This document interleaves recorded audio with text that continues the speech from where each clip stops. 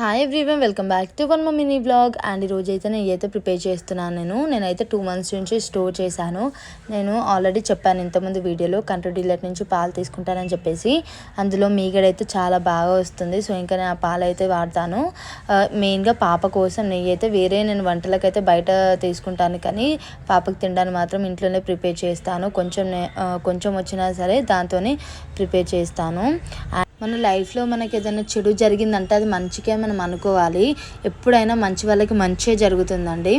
And మనము అలా తీసుకున్నప్పుడు మాత్రమే మనము ఒక స్టెప్ అనేది ముందుకు వేస్తాము. ఎప్పుడైనా మనకు ఒక చెడు జరిగిందంటే దానికి ఒక రీజన్ ఉంటుంది. ఆ దేవుడు చూసుకుంటారు. మనకు అన్యాయం చేసే వాళ్ళని ఉట్టిగా ఎప్పుడు వదిలిపెట్టడు. అండ్ వాళ్ళ పాపాలు అనేవి వాళ్ళకి ఎప్పుడైనా తగులుతాయి. అండ్ ఇది నమ్మండి. అండ్ మీరు నా వీడియోస్ని ఫస్ట్ టైం చూస్తున్నట్టయితే please do like, share and comment. Please do subscribe and support to my channel. Take care, bye bye, happy weekend.